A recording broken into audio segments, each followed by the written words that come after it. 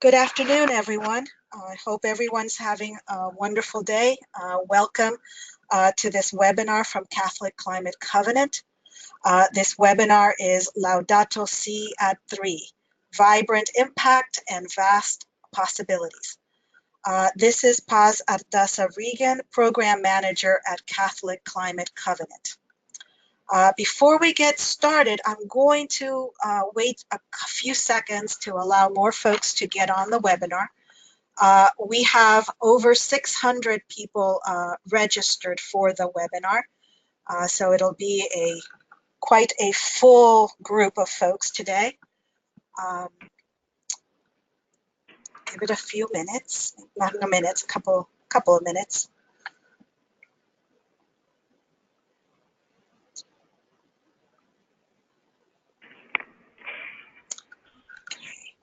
I have 101, and I am going to get us started. As always, we start our webinars with prayer. We are wanting to quiet our hearts and always remember that we are in the presence of God, even during webinar time. This is a prayer that I ask you to join with me. It is a prayer that is from our friends in England, Patenaude. It's called Praise Be, a prayer inspired by the papal encyclical Laudato Si.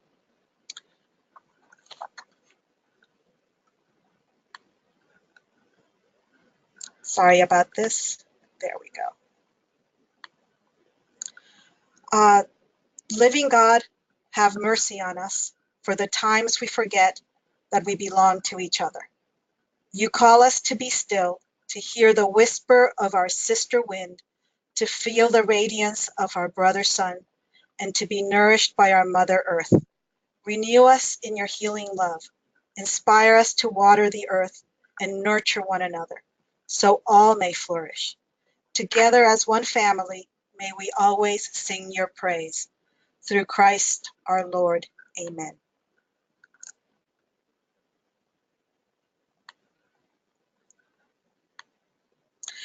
Let me take a few minutes here to give you some housekeeping items.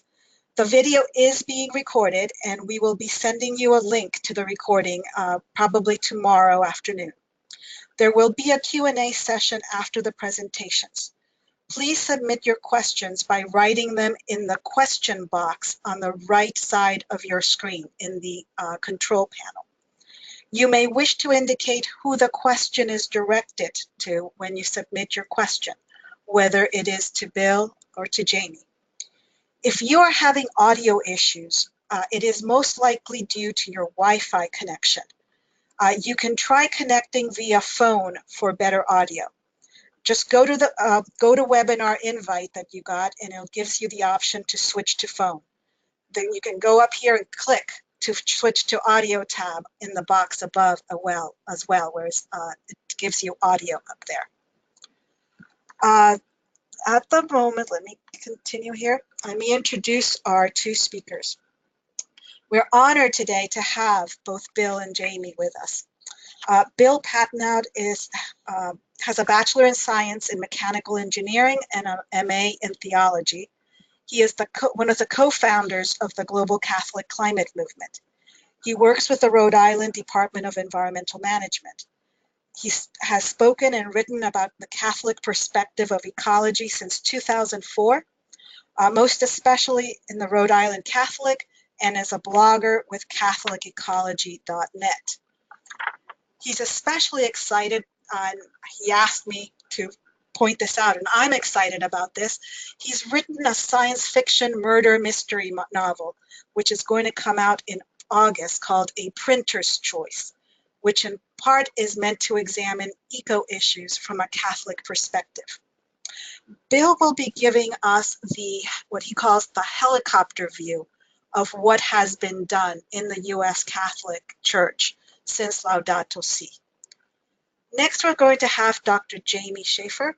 She's Associate Professor at Marquette University, where she focuses on constructively relating theology, natural sciences, and technology, with special attention to the religious foundations for ecological ethics.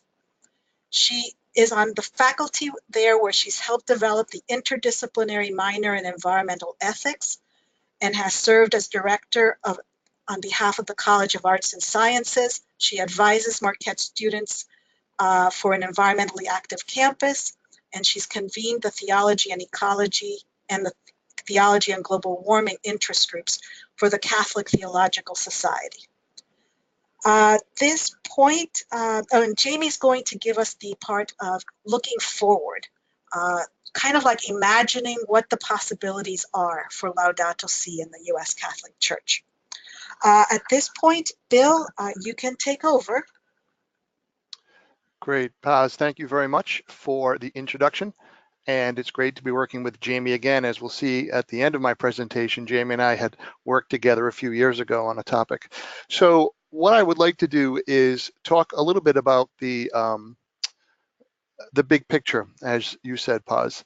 And I'm positioning my mouse so I can make my change. There we go. So, but before I get into what has happened, I think it's important just to spend a minute or so talking about some very helpful elements of Laudato Si that we all need to keep in mind that really inspired so much of what has happened on the ground in the U.S. Catholic Church. The first, of course, is that it has this beautiful blend of theology, science, and a call to action. And that call to action is especially underscored as dialogue. The Holy Father makes that very clear throughout the encyclical. And if you look the background of the two speakers here, engineer theology, Dr. Schaeffer deals with the use of technology and ethics around theology. So you can see that just in the type of people who are responding to this. That is a direct result of Laudato Si.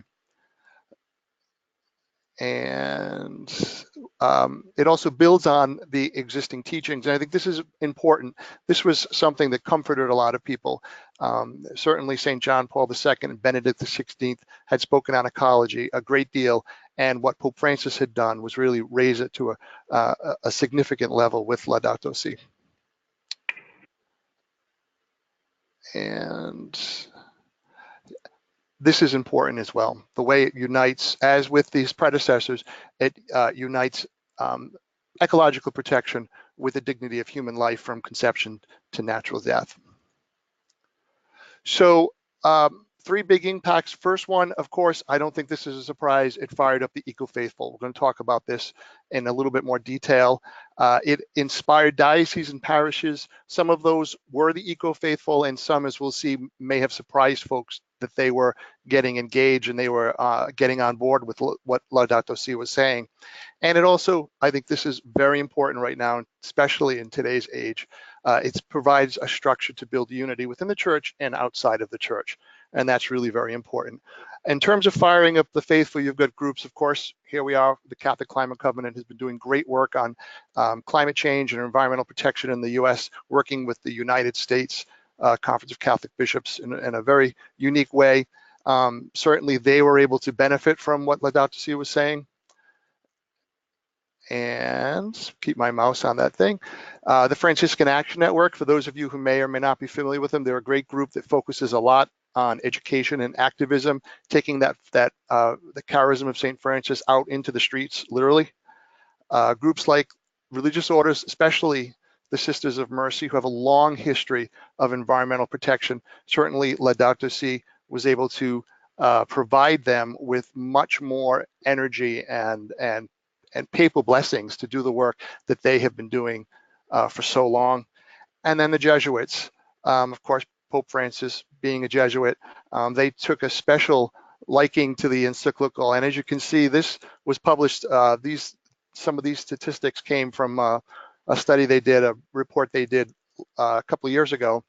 So 26 Jesuit institutions of higher education in the United States, 16 high schools, 10 parishes, and that's just a small sampling of the Jesuit footprint, as it were, in the U.S. and what they were able to do with the Laudato Si. Now, of course, we may not be surprised that they did that, but there's also some work being done on the ground by our bishops.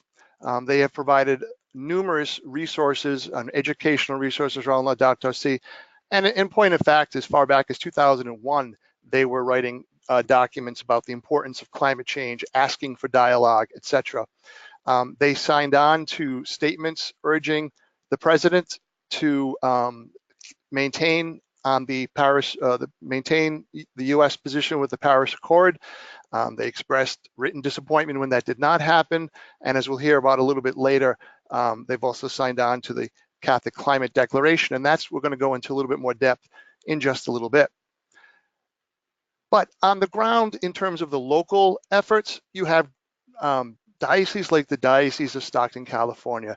This is a very powerful diocese when it comes to environmental justice. They have long been working with the secular government, with secular groups, with other nonprofits to maintain clean air, to work for transportation policy, the nuts and bolts transportation policy in the State House. They have been doing some great work, and that's in many ways the work of the former now retired Bishop Stephen Blair, who has a great vision for what eco-justice should be. And certainly, as he said to me when I interviewed him just a year ago, he said our goal is to advance Laudato Si in terms of public policy. So here's a US bishop able to take this papal document and really continue the work and elevate the work in the secular sphere, which is, I think, pretty cool. Across the country in Burlington, Vermont, they just wrapped up a year of creation, again, inspired by Laudato Si and the good work that had been being done in that diocese for so long. They were able to infuse the meaning of Laudato Si from their First Friday in Lent liturgies all the way through Mercy Sunday. They were able to encourage people to work on energy and even something as practical as composting. So that whole sort of Catholic DNA of the grace that we receive in the liturgies and the practical activity that we do as well. And there we go. The Archdiocese of Atlanta has published an awesome document on what parishes can do, providing direct resources to their faithful. I encourage you, and perhaps we can provide a link to that as well. It's great to take a look at to see what parishes can do. They've done a great job. Yeah, the Diocese of Bellevue. Here's a great example of a diocese you may not even have heard of, or even would think that this is a diocese in the Midwest that is so eco-involved. But absolutely, the bishop there has done a great job, especially around the agricultural aspect. And he spoke to some 4,500 people at a homily he gave a few years ago about Laudato Si, just after it was published. And then I'm going to save this for last. This is my home diocese, Providence, Rhode Island, because this is where we get into seeing how all this can come together as well. So all of this, I would argue, is encapsulating an energy around Laudato Si that is getting noticed. In fact, far back as 2015, the U.S. Conference of Catholic Bishops, from the head of the International Justice and Peace, said that he'd never seen this level of activity from any encyclical ever. And certainly, I think that goes to show the importance, the urgency of the issue before us. Here's just a few examples. You Google Catholic Church solar or renewable energy, and you get lots of examples of small on-the-ground efforts in Iowa, in my home state of Massachusetts, in New York. And I want to point something out about these efforts. If you look at the steeple, for a long time, the Catholic churches provided a visible sign ascending into the heavens, and that was the steeple. And those solar panels do the same thing. They provide a visible witness, not only a practical witness that they're saving money and they're using renewable energies, but it's a sign for all people walking by to look up to the heavens for not just spiritual guidance, but also for the power of the sun as well. And I think it's absolutely beautiful. In other efforts, and I won't get into too much detail, but there's been a lot of work around divestment. The Diocese of Stockton, California, again, a group of parishes in Wisconsin, and so many have been getting involved in the global efforts around divestment. There's a whole suite of academic work going on. And I would like to cite is Dr. Schaeffer, who we'll hear from in just a bit, but Dr. Erin Loth as well. And that's actually my mistake. It's the College of St. Elizabeth, not St. Elizabeth College, doing some really groundbreaking work on taking theology, Laudato Si, and how does it apply to the use of energy and the moral implications thereof. And I want to point out this young man from Alaska, Stephen Greenlaw, who I met through my blog. This young man whose specialty was fisheries, going to college in fisheries, has worked exclusively with some of the native people in Alaska. And here's what Laudato Si did for him. He wrote these words to me, and I think we should reflect on them. This is a young man who has been inspired by his Pope, and he's taken definitive action. Pope Francis in Laudato Si mentions the importance of listening and being attentive to indigenous peoples. The Pope mentions when land is turned into resources, we alienate peoples who may have been traditional stewards of land. We displace and threaten their way of life. That is awesome. Good job, Stephen. So I want to just end with a topic that I think is very important about, and it's truly what Laudato Si is doing. The Archbishop of San Francisco wrote this when it came out. He was talking about the polarization. Now, this is a year ago, and it's certainly gotten worse. The polarization seems to be getting sharper, the rhetoric more bitter, but no matter where you are in the political spectrum of the church, we have newness in this new encyclical. Let me just give you an example of what that looks like, and I'm going to focus again. I'm going to come back to my diocese, the Diocese of Providence. My Bishop Thomas Tobin has been surprised a lot of people in the environmental community because they see him as a conservative pope who would not be involved in ecology. Well, after the issue of Laudato Si, he called me in the office and he said he wanted to do something around climate and Laudato Si, and he sponsored this event. This took place in November 12th. We're lucky to have all the way on the left is Dr. Schaeffer, who was just happened to be in the area, so we were happy and blessed to have her. But the important thing about this event, the gentleman in the middle, Dave Valley, he's with the National Weather Service. He gave a talk on the changing weather patterns in Rhode Island and southern New England to root these discussions in science. All the way on the right is Dr. Malcolm Spaulding, who's doing groundbreaking work on ocean modeling and the impacts of sea level rise and surge along the southern New England coast. And then you have Dr. Schaeffer, theologian in the center, Dr. Dana Dillon, a friend of mine from Providence College. So we were able the bishop basically convened faith and reason to a pretty good sized audience. And I will just leave you with this one anecdote.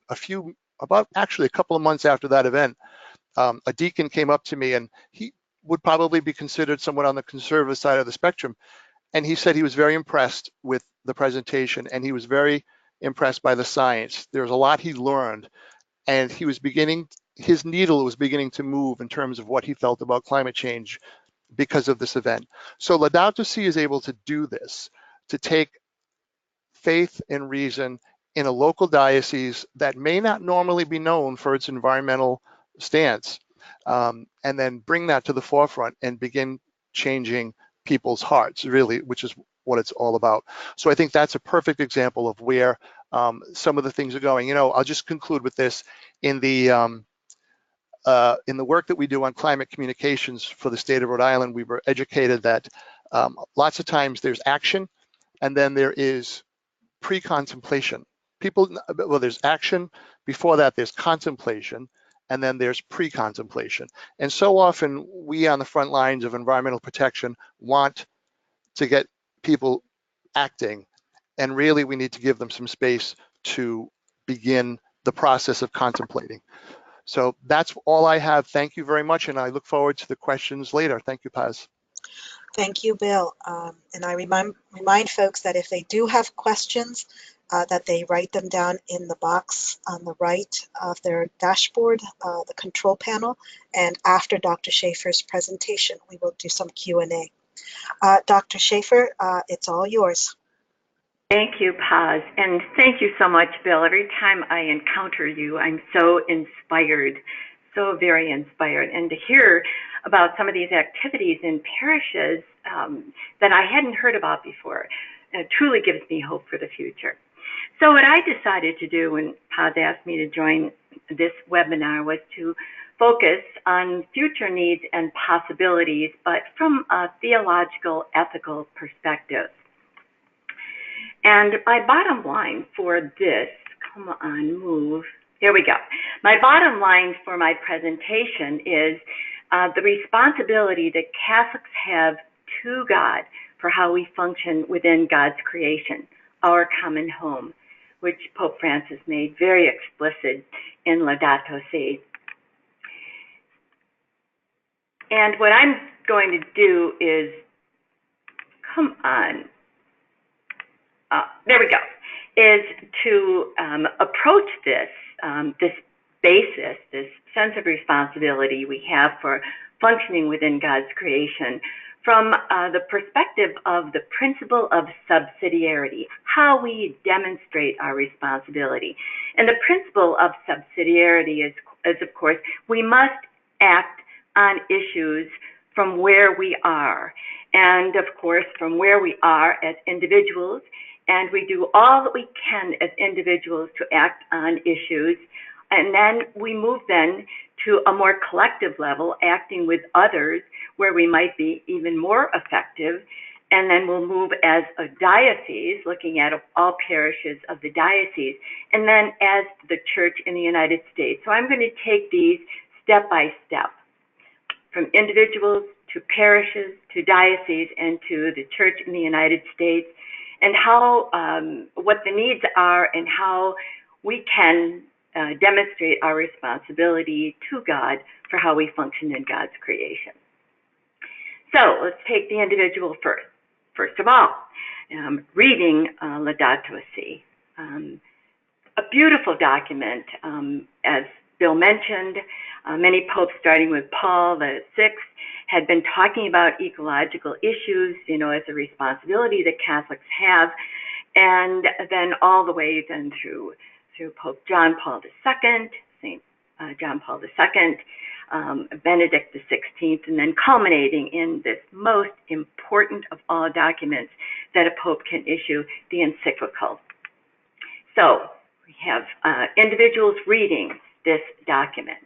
And within this document, recognizing the motivation that Pope Francis expresses as a teacher of the faith for acting from a Catholic Christian faith perspective. And especially, whoops, missing something here, Paz. Can you see it? Okay, something went on there, a little glitch. Recognizing that the Bible is the foundation for the Christian faith, and we must respect the Bible and the wonderful stories in the Bible, trying to respect them through the eyes of biblical scholars in the context of their times, their meaning for the people during their times, and then reflecting on them for their meaning for today. And we have a great deal in the Bible upon which we can reflect when addressing ecological issues. Then also to recognize the motivation from within our rich Catholic theological tradition. I spent a great deal of time and research effort looking at the Catholic theological tradition and becoming more and more impressed with the richness that we can appropriate from our theological tradition for addressing ecological issues today. Again, recognizing the context of the times in which many of these texts were written during patristic and medieval periods, especially, that have impressed me so much.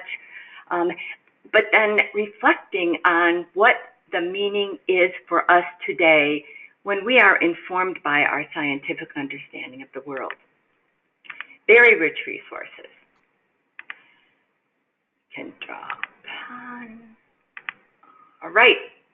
And then we would also, as individuals, open to the ecological and social problems that are occurring, especially regionally. In our particular biological region, we have to think of ecological issues not as having political boundaries, but as bioregionally affected and having bioregional bases. And as individuals, identifying some of the most pressing issues to address, perhaps even one issue that we want to address from the perspective of magisterial teachings, biblical reflections, and theological reflections. Always when we are looking at these regional problems, to consider scientific findings very seriously. And being informed by scientific findings, I very much cherish scientific findings as they unfold. And then committing to what we referred to since the Rio Conference in 1992 as the precautionary principle. That is, wanting to take action on problems for which there is some scientific evidence, but it's not definitive. But nevertheless, because of the harm that this could pose for human beings and systems of Earth, taking action on them. And then, of course, adjusting our actions based on more scientific findings that unfold. And then, of course, as an individual, planning and taking action that we can take as individuals in our homes and in our workplace, but definitely taking some kind of action that is appropriate for where we are in our homes, in our recreation, and in our workplace, where we especially have some kind of effect in decision making. So that's a great deal, I think, to ask of every single Catholic. So then, when we realize that some of our actions on some of these individuals cannot be effective, sufficiently effective, then we go into a more collective mode, following the principle of subsidiarity and demonstrating our responsibility then as a parish in collaboration with other members of our parish. So I would say we need to establish a Laudato Si study group, and I know there have been Laudato Si study groups established. We've had one in the Archdiocese of Milwaukee, and I'm familiar with Laudato Si study groups in some of the places the bill is mentioned, but then other places as well. To recognize within that study group, to recognize the biblical and theological motivation for caring. And I want to underscore to recognize the motivation because it's something, and Bill alluded to this in his presentation, we need to go back to the motivation for why we are caring for God's creation, to demonstrate our responsibility to God for how we function within God's creation. This is very important because it needs to be recognized, the motivation, and it needs to be nourished, and it needs to be reflected upon in all that we do collectively with other parishioners. All right. And the parish then, the study group then, provides the venue within which we nurture this faith-based motivation in the Catholic theological tradition. Okay, this is kind of moving slowly for me. Yes, there's a time lag, don't worry. Okay, so then as a group, individually, Catholics in the parish have already identified some ecological social problems and maybe even acted on them, hopefully acted on them from within their home and their workplace, wherever they have some decision-making possibilities. So it's among the parishioners then that ecological social problems that are important within that biological region of the parish then can be identified, and can be then, a plan can be made to act upon those issues, taking scientific findings about those issues seriously and committing to follow the precautionary principle. That is, to plan to take action even though the scientific evidence is incomplete and more information is needed, and not waiting for everything definitively to come in, which has occasionally been a deterrent to action. At least I can say that on a state level, state of Wisconsin level, and certainly on a national level. Don't take action unless you know for sure, certain. Well, here we follow the precautionary principle, and we want to take action because we see a risk to people and systems. And all the while we're working on this particular action focus that we've decided upon collectively as parishioners, return to and nourish the faith-based motivation. Time, as Bill said, for reflection, for contemplation. And this is very important, of course, in the Jesuit tradition as well. So, here we've worked at the parish level. Well, where do we go next? We go to the diocese, and we see the need for episcopal demonstration of responsibility for demonstrating how we care for God's creation, how we function within. So it's the bishop that has responsibility. Bill has shared with us the actions of several prominent bishops in response to Laudato Si. But I'm wondering, it would be really wonderful if every bishop were to call for a convocation at year 5 of Laudato Si, bringing all the parishes together, parishes who have been establishing study groups, acting, bring them all together in 2020 in a grand convocation of that diocese. And here at this convocation, there will be a celebration of what the parishes have done, with a bishop presiding and each parish presenting its efforts. You said to think ahead for the future, Paz. Yes. Okay, and I'm trying to get my arrow to move ahead. And then also during this convocation, maybe with some preparation by the parishes in advance, identify an action that's needed at the bioregional level of the diocese. I can think of several in the bioregion of southeastern Wisconsin. We have so many issues with polychlorinated biphenyls and other toxicants in the Milwaukee River and in the watershed. Then we go taking action on behalf of the diocese. And for instance, if mitigating human force climate change effects is a focus, an action that has been identified as needed, every diocese then, or the diocese, would indicate that it's still in the Paris Agreement. Unfortunately, I've not been able to convince the Archbishop of Milwaukee to declare the Diocese of Milwaukee as still in the Paris Agreement, but still working on it. So then we've done everything, every diocese has acted following the principle of subsidiarity. This brings us to the Catholic Church in the United States. And of course, the leadership of the USCCB becomes highly important, and then how they demonstrate their responsibility to God for how they function on behalf of all of us Catholics in demonstrating our responsibility for God for how we function within God's creation, our common home. So I suggest that the USCCB identify one Sunday annually for a liturgical celebration, focusing on caring about and for God's creation, our common home. This could be September 1, the World Day of Prayer, that had been celebrated for many years by the Eastern Orthodox Church.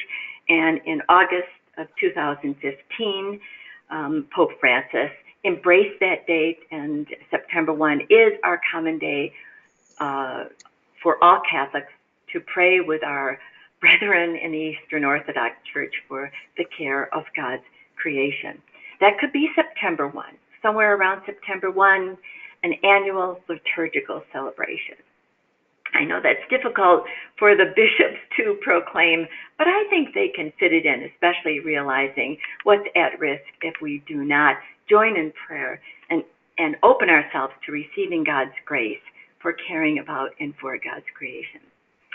Then for the USCCB to actually celebrate the accomplishments of dioceses, perhaps asked for them, reports to be sent by every diocese, and to celebrate them, hold them up as examples. And then also to advocate action at the national level to address pressing eco-social problems at the bioregional, the greater bioregional level of the United States. And we've already heard from Bill of the wonderful actions that the USCCB has already taken. There is more that needs to be taken. So that's, my overview of how to demonstrate responsibility to God for caring about and for God's creation, following the principle of subsidiarity. And now I'd like to share with you, and if Paz will help me, we have an example, I promised, and this example is available on the Archdiocese of Milwaukee's website, on the City of Milwaukee's website, and on Marquette University's website. So we've got this wonderful project that was developed by my students in the last capstone seminar for the interdisciplinary minor in environmental ethics. And they did just a wonderful job. It was the students' decision to focus on what we can do, especially locally, as part of the state of Wisconsin, in flipping the default from fossil fuel reliance to renewable energy sources. And there are 7 students that worked on this project, and they chose as their motivation from among many possibilities that they had learned from me the semester before, that was in semester of fall 2016. This project was a spring 2017 project. They chose to focus on the sacramentality of creation, the notion of cooperating that we found, especially in the work of Thomas Aquinas. All creatures cooperate with God in functioning constructively within God's creation. Also, the principle of restraint, which is one of the most prominent ethical perspectives that we find in the Catholic theological tradition, in the patristic all the way through the medieval tradition. We need to revive that more today, and then to point to hope that we have to bring about change, to switch to renewable energy and energy efficiency strategies. The hope we have because of the grace that God offers to us if we open to it and embrace it and bring about change, following the principle of subsidiarity. So what my students chose to do here is to point to possibilities for how we can bring about change, again, following the principle of subsidiarity. Individually, voting, and they gave resources. Every one of these takes to a link that's informative and provides individuals ways in which they can bring about change through conscious, informed voting. Then we also had possibilities for various sources for individuals to embrace in the southeastern Wisconsin area, all the way from efficiency strategies to renewable energy sources. Now, they recognize here, since switching to energy efficiency and renewable sources in the state of Wisconsin cannot be accomplished by individual and family initiatives alone, action is required by neighborhoods, religious communities, corporations, and government at local and state levels. And they take us through, my wonderful, wonderful students, take us through the neighborhood level, what can be done, again, accessing sources that are available to them, readily available to them. What can be done at the parish level, some of which I've shared with you already previously. What can be done through interfaith movements, collaborating with other religious communities, and we've had a lot of input from Judaic and Islamic communities in southeastern Wisconsin on this project. And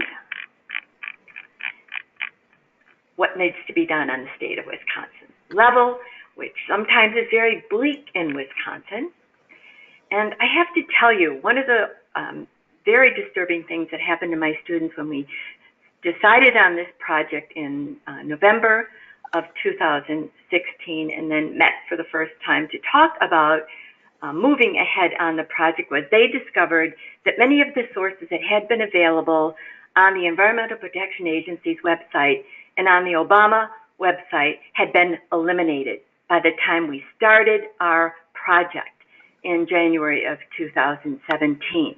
They were very upset about this cutoff of data. Some informed me that they had already uploaded some of it as soon as Donald Trump was elected president. They were kind of suspicious.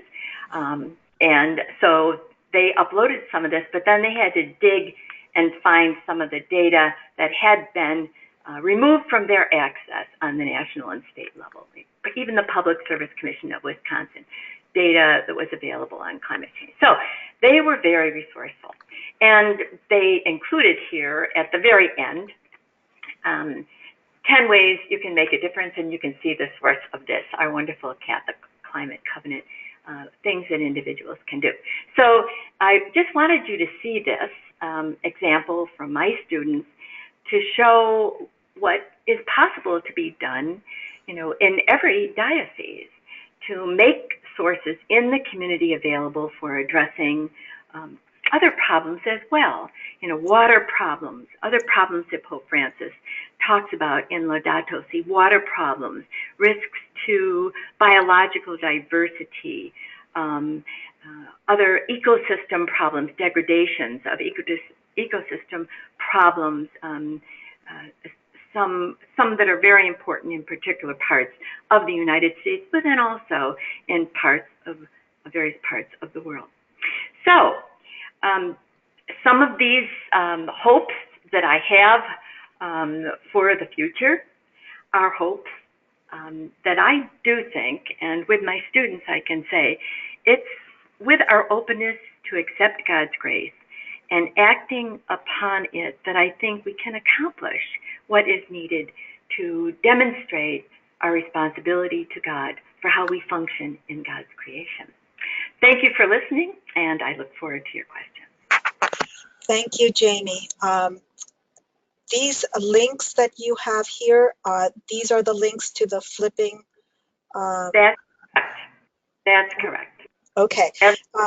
Everybody will be getting a copy of these slides, but I will also include in tomorrow's email that includes the recording to this webinar. I will include this link as well as the link to the Archdiocese of Atlanta's action plan. Great. Thank you very much. I created this little, after looking at what both Bill and Jamie were going to talk about, I put these links up because this is what Catholic Climate Covenant is offering you right now at this time to take action. And I wanted to lift them up because both Bill and Jamie have talked about parish level, school level type of things, and that would be the creation care teams that the Covenant has, and we resource you monthly with information, both prayer, reflection, as well as activities that you can do as a group. The Catholic Energies program, which will walk you through how to become a more sustainable institution, and the Catholic Climate Declaration, which I believe both of them have also mentioned. These are the links for that. We move into our Q&A time, and the first question, I believe this one may be for Jamie, but Bill, you may also have information. If you were to put a percentage, what percentage of Catholic universities are using Laudato Si in teaching across disciplines? Is that some information that we have? I don't have that information, but I do know that there is an effort by two theologians and a sociologist, a theologian and a sociologist, to gather representatives of various Jesuit colleges and universities to Creighton University in September to talk about this very thing. Now, Stephen Aguilar has been working on a sociological study. He's at Loyola U Chicago, and he is also collecting data on what Catholic colleges and universities are doing. And he, I hope I have his name correct. Aguilardo. So, okay, I was close. But he would have these data, Paz, and I think as soon as he finishes his study, it's a very extensive study, that we should have more of a handle on what Catholic colleges and universities across the United States are doing. That's part of the need to collect data, and then of course to share what Catholic colleges and universities are doing across curriculums, who's doing what and how. But this seminar that's being held at Creighton University, I think, is just for Jesuit colleges and universities, but it's for that very same thing, to encourage across the curriculum use of Laudato Si.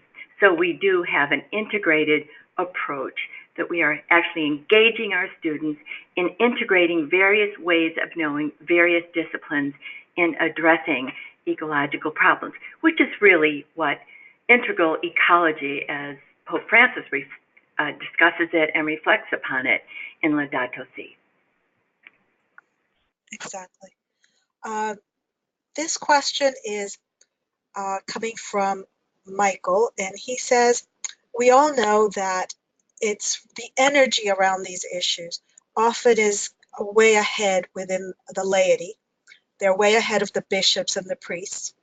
How do we encourage bishops, priests, the leadership to address these issues in addition to their very busy lives that they're already doing, and in addition to all their business concerns of running their Catholic institutions? So how do we bring these issues up to leadership? Can I start on that? Sure. I think approaching from perspective, a deep faith commitment. I think that is an approach that is most appealing to our bishops. They are the teachers of our faith. They are the people that protect the faith. And sometimes, and I have had this experience with some bishops, and some bishops have told me that unless you do have a strong, deep faith perspective, you're going to lose the audience of bishops, of some bishops anyway. So I do think that deep faith perspective is the beginning, the entry, to working with bishops, recognizing how busy they are. This came up at a conference we had at Catholic U in, I think it was 2012, when the bishops joined us, and they were very open with us about all of the issues that are on their agenda, and some issues that we know are very thorny, and even put Catholic priests and bishops, into this category of, can they be trusted?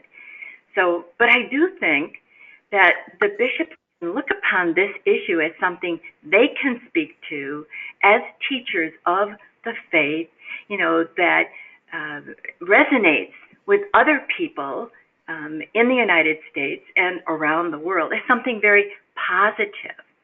So a positive message, faith-based message, I think, is vital for dealing with the bishops. Bill, anything else to add? Sure, yeah, 2 points. Great question, because that is always the million-dollar question. I'd say 2 things.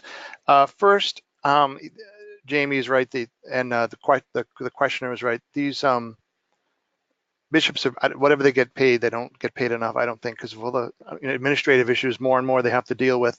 And there are so many issues on their plate that people are demanding that they engage in. So Jamie's absolutely right to stress the integral nature to our pastors and to bishops of the Laudato Si, and environmental protection is a human life issue, that it's a justice issue, that all of the issues that are on the radar screen for the whole laity are encapsulated. And that's what the Archbishop of San Francisco said in the quote that I used. But I would also kind of challenge us to think about, is it really important? I mean, it is. I get excited when my pastor preaches about it. But really every Mass is a celebration of creation, and it's an elevation of creation. At the sacramental reality of our faith, the bread and wine, the work of human hands that through God's grace become the body and blood of Jesus Christ. That's, we receive that. The bishops and the priests are responsible for that grace to be imparted to us, and then in the spirit of Vatican II, the priesthood of the laity, then ennobled by that grace, then go out and transform the world. So really, the onus should be on us. But that does not mean, this is not an either or, that does not mean that we should not try to encourage and inspire and work with our bishops. And Jame, again, hits the nail right on the head. You know, when I spoke to my bishop, he asked me again just recently to do more on environmental protection. And he said, Bill, I like the way you fold in the human life issue with ecology. So it's not just ecology. So he's more comfortable with that. So it's a way of sort of trying to express the many demands that are on these bishops and try to speak to them, you know, to meet them where they are, and let the gospel take it from there. One other thing that I would stress, I'm going to plug Jame, I'm going to plug your book right now, because a very good resource to help do this is Jame's book, The Theological Foundations for Environmental Ethics. I'd encourage everyone to go to Amazon right now, or your local bookstore. I found that book to be exceedingly helpful to teach individuals the ancient, early roots of the caring for creation from the earliest days of the church. It's a great resource, and I think that will help us as well speak to some of our bishops and priests. Great question. May I add just one more thing? One of the issues that, or one of the rationales that I have used when talking with bishops, talking with priests, talking with my students, but for pro-life people, people who care about life in the womb, and I share that caring, I would encourage them to realize, if you want to protect life in the womb, also be concerned about that baby and life after birth. To me, there seems to be a divide there between life in the womb and life after birth. And these ecological, social issues all speak to life after birth. Kind of like a connected question, since we're trying to integrate some of these issues. Several folks have brought up the issues of racial justice, environmental racism, environmental justice. How do we integrate those when we are talking about within the eco-theology area? How do we bring that up in the conversation better? If I can, it's certainly there are practical examples of that may be helpful to educate individuals who need education upon it. And certainly what the Diocese of Stockton is doing is an example of that. In terms of, they're looking at air pollution, they're looking at sprawl, they're looking at transportation, the ability for certain neighborhoods to have access to public transportation versus a neighborhood that relies exclusively on cars. Oftentimes, depending on where you are, there are racial overlays to that. So my suggestion would be to be as practical and as practical and specific and factual as possible, and to lay out that case and to bring them to make sure that those audiences are part of it. Oftentimes we have events, eco events, and they may not be accessible to a wide group of socioeconomic groups or racial groups, etc., depending on the neighborhood we have them. So we need to be careful about that too. But that is a very good point, a very valid point, and it's certainly quite Catholic to do that. So yes. I would encourage that. Right, and let me add, just this past weekend, on Saturday from 11 until 2, I was working with Milwaukee Advocates for Science on a project in a very blighted inner city neighborhood of Milwaukee called Amani neighborhood. Primarily African American, poor people, so adversely affected by lead in the water, in the paint, and in the soil through air emissions. And the religious leaders that came to this event, the religious leaders who promoted this Lead Awareness Day, we called it Amani Unleaded, we're very excited about seeing the confluence of racial and ecological issues. And we were very upfront about this, that we recognize this. And the scientists were able to, affirm that, and then wanting to share their knowledge of lead and then how to mitigate the adverse effects of lead in various types of ways. So this is a very real thing, the connection between ecological degradation and affecting especially poor and vulnerable people. I think we have to be very upfront about this connection, and I thought that it could have been underscored a great deal more in Laudato Si, but it is there, and it's something we have to lift out and we have to underscore. Amen.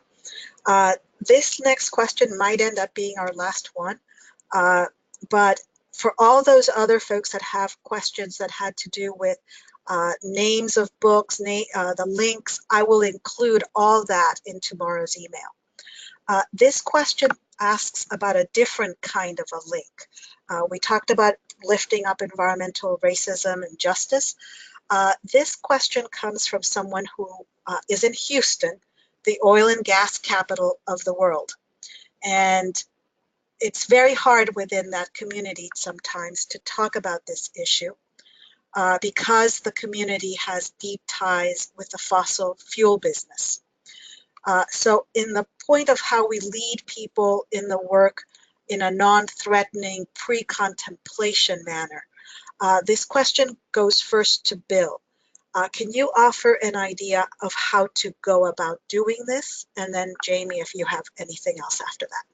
Bill? Yeah, that is a great question to end on. So here I would give some applause to the Catholic Climate Covenant for your work on just transitions. I think the language that we use and the ideas that we put forth can sometimes sound very threatening, just as we hear ideas sometimes that might threaten us. And we would wish that the person had said something differently. So in engaging a community that is feeding their families and buying medical coverage because they work for the fossil fuel industry with some of this facts and some of this spirituality and some of this theology and some of this practicality can be threatening. So what do? We have to first love them as Christians. That's our first call, to meet them where they are, to try to understand what their concerns are and try to move them slowly.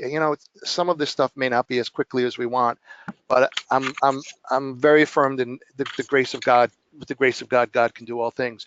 So that concept of just transition, and Paz, maybe you can include a link to some of the stuff that you have on the Catholic Climate website, is discussing about how do we transition justly so that individuals who are working in the fossil fuel industry, say, or the coal mine industry, we can take them into account and their needs, so that as we try to build the common good and protect the environment, we're not forgetting them. And that might be one way, at least one way to help.